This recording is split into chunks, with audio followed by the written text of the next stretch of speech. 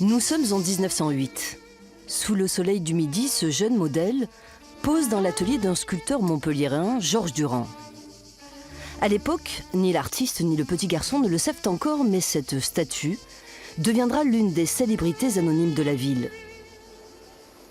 Installée dans ce petit jardin face à la gare de Montpellier, durant un siècle, rien, pas même l'agitation de la ville, ne vint rompre la quiétude du flûtiste, jusqu'à cette nuit de février 2015,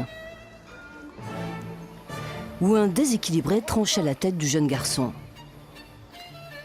Sa restauration, rapidement prise en charge par la mairie de Montpellier, reste aujourd'hui encore inachevée. C'est le point de départ du travail de Gabriel Desplanques.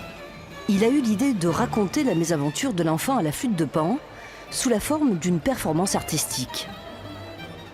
En fait, c'est parti d'un constat, c'est qu'il y avait des œuvres d'art auxquelles on portait beaucoup d'attention, et notamment quand elles étaient détruites, ça faisait un grand scandale national, alors que la plupart des œuvres qui nous entourent sont détruites en fait, et ça l'intéresse et choque personne, quoi.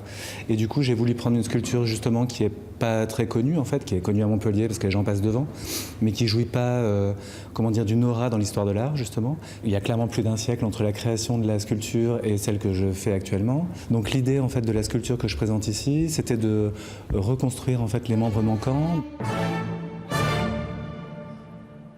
L'oreille de la brebis, le bras de l'enfant, avec l'autre moitié de la flûte de Pan qui lui manquait.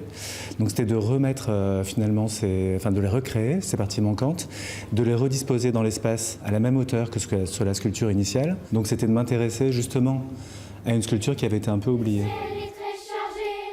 Gabriel Desplanques raconte ainsi le destin de la statue. Deux enceintes diffusent les voix d'une chorale d'enfants et celle d'un historien de l'art. Inspiré par la mésaventure de l'enfant, le plasticien met donc en scène les parties manquantes de la statue. Son œuvre contemporaine s'intitule simplement « Les restes de l'enfant à la flûte de Pan ».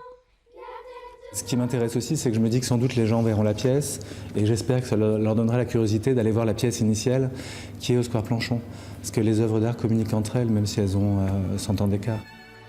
Sa création est mise à l'honneur à l'Opéra Comédie jusqu'au 28 juillet.